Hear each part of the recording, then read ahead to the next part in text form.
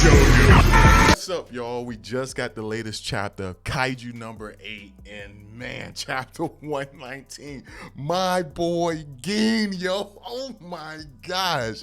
He killed this chapter. Don't get me wrong, Hoshina did his thing, Kafka did his thing as well. But just like Hoshina, just in the part where they're like, yo, you're gonna fry your brain, and he's like, so be it. Yo, you talking about it, dude. When I got to that panel, I was like screaming, like, ah! Yo, that shit was the coldest junk in the whole chapter. I love that panel. Yo, Gin is just, it's like Gin and Hoshina, it's like they always fighting for that number one spot in my eyes, like in my heart, for my favorite character. Don't get me wrong, I love Reno, I love Kikaru, you know what I'm saying, Kafka as well. But them two, is something about them two characters and just how in this chapter they were just going all out against this supreme kaiju. I don't even know if we have a name for this guy yet, but just how they were pushing one another further and further. Like you had moments where your boy Hoshina was slipping up and you have Gin say something like, my bad about my phone, but you have something where Gin would just be like, hey, yo, you need to step it up. And then you have moments where Gin is slipping up and you have Hoshina saying like, yo, you need to move faster.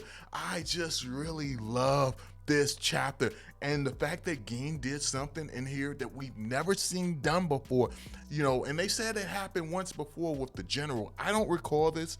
It might be a flashback that they might get to later on, but I definitely don't recall this. And if you guys do, you can let me know in the comment section below. But you have it where your boy Gin he overrided his suit system. They were overheating. He's like, yo, I'ma keep going. And yo, that shit was just epic in my eyes. I know I'm a little amped, but yo, this was a great ass chapter for me. But we about to get into it. Make sure you subscribe, hit the bell for all notifications, man. Kaiju No8 is that. I really hope the series ain't ending because I feel like this might be the be all end all type of villain, but I really hope that's not the case. Let me know how y'all feel like. Do y'all feel it's reaching its final stages? And what do you think about Kafka, him not being able to go back human? Do you feel like he made the ultimate sacrifice? Do you feel like it's going to be a way to overcome that? I'm just very curious to see how that actually turns out. But you have it where the chapter starts off and you got Kafka just pretty much within his mind of the kaiju body, and you just see all the souls of all those people who passed. They're just saying the shame, the shame, the shame. They're all going inside Kafka. He's screaming in an angry rage, and I'm not gonna lie, the art and detail just looks amazing. Then you have the old samurai saying like, yo, he will be able to contain a grudge spanning over 400 years. Come on, let's go kick his ass. And then you got Kafka saying like, yo, I'll shoulder this entire burden. Oh my gosh, yo. And the fact that Kafka is willing to sacrifice it all. And I love the detail that Mina, you know, she's like just been observing Kafka since he's been known to be Kaiju No8. How she's able to look at Kafka and says like, yo, last time he was knocked unconscious, last time he was defeated, in the past he reverted back to his human form.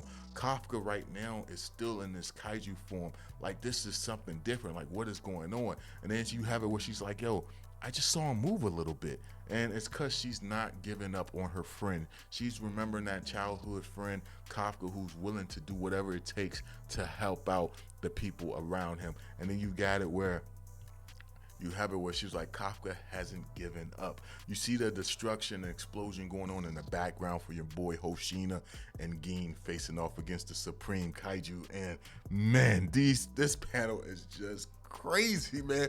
And you got it where Hoshina is just saying like, yo, this is getting insane. Like this guy's able to keep up with us. He's fighting on par with both of us like we're nothing. Had it not been for Gin ability, his retina #1 weapon, they would have been taken out long ago. But thanks to Gin, they're able to keep on fighting. They're able to keep moving. But then you have it where Gin, he realized like, yo, despite how I'm able to read his movements, it's very strange that he's able to avoid direct hits. How is he doing this? And then that's when Gin realized it's a combination of a bunch of kaijus. We already know that this is a assimilation of kaijus over the years. And the fact that Gin, with his eye retina, he's able to read the body movements to predict his opponents. You know, the fluctuation in the bodies in order to predict its opponent movement. But you have it right here where this Supreme Kaiju has so many different independent kaijus within him. Gin is trying to read him, and he's not necessarily reading the main body. He's reading different kaiju's reactions within his body, which is kind of making it hard for your boy Gin to predict. And you have it where Gin was like, yo, this is why. It's so many bodies. It's tens. No, it's hundreds. It's hundreds of bodies within this kaiju. That's why I'm having trouble reading it. But you have it where Gin is still able to pinpoint the kaiju that he needs to pinpoint in order to guess the movements of this Supreme Kaiju. And he's like, yo, I got it. He ends up slashing this kaiju. He's still putting marks against it. At the same time, you got it where Hoshina jumps in as well, and Hoshina is hitting this kaiju, as this Supreme Kaiju as well.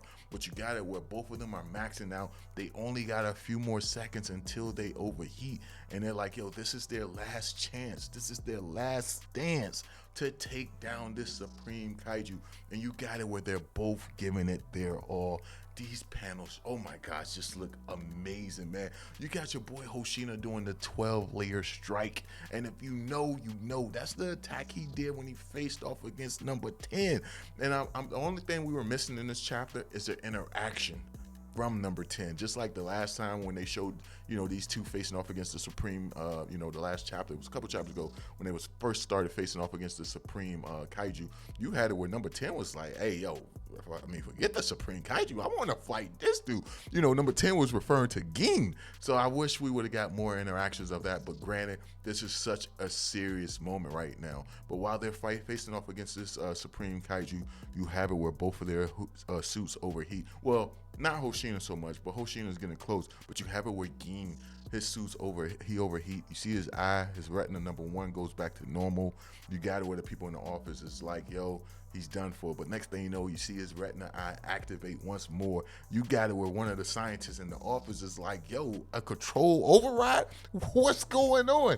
And then you got it where, yo, I'm sorry, this was an epic moment. You got it where the dude's like, yo, you gotta stop, Gin. If you keep pushing yourself, your brain is gonna fry. Then you got Gin like, yo, then so be it. And I don't know why. This moment right here, like, gave me vibes from the old school Ninja Turtle movies. I think it came out, dang man, it came out so young, so long ago. I know I didn't see it in theaters because of how early it came out.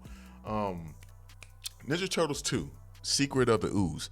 There's a part where Super Shredder turns into the Super Shredder, and he starts like knocking down all these pillars, and he's facing off against the turtles. And then like Leonardo jumps up, he's like, yo, you gotta stop doing what you're doing. You're gonna bring down this whole structure on all of us. And you had Shredder like hold Leonardo by the neck or something. I can't remember exactly how he grabbed him, but he grabbed Leonardo and he was like, then so be it. And he just threw it in, pretty much the whole building collapsed on him. That was what this moment reminded me of, just like, yo, Gin just shouting out, so be it. I was, like I said earlier, I was screaming when this happened. I'm still amped right now, as you can see.